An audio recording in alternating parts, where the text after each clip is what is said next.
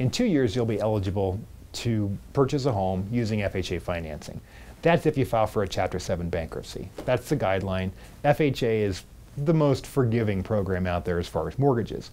Now, if you file for a Chapter 13 bankruptcy, it's going to be 1 year. Now, if you have a foreclosure on top of your bankruptcy, it's going to be 3 years from your foreclosure. And here's where an issue arises. So here's the guideline for a Chapter 7 bankruptcy discharge, 2 years from the discharge date. But oftentimes banks are not going to foreclose immediately.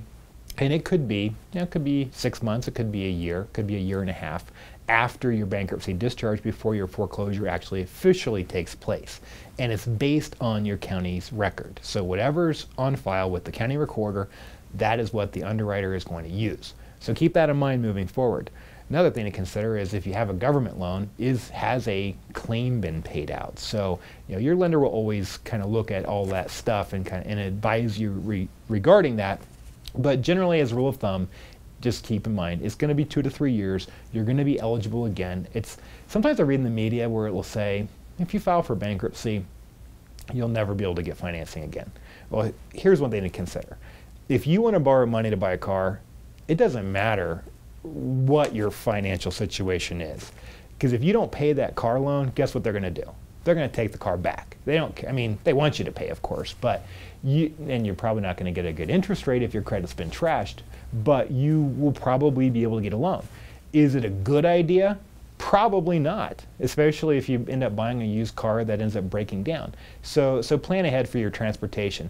As far as buying a house, 2 to 3 years, but once again, does it make sense for your situation? It doesn't make sense for everybody immediately. There was a reason there was an issue with the credit. Has it been completely resolved?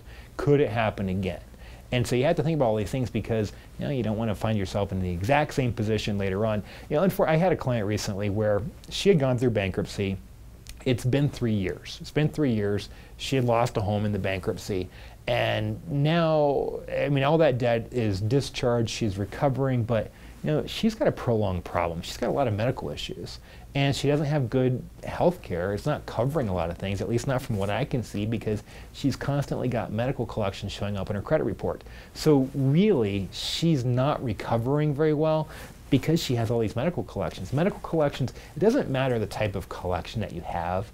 It just matters that there's a collection. It doesn't matter the amount. It doesn't matter the type. Now, medical collections are better than not paying your credit card. Don't get me wrong.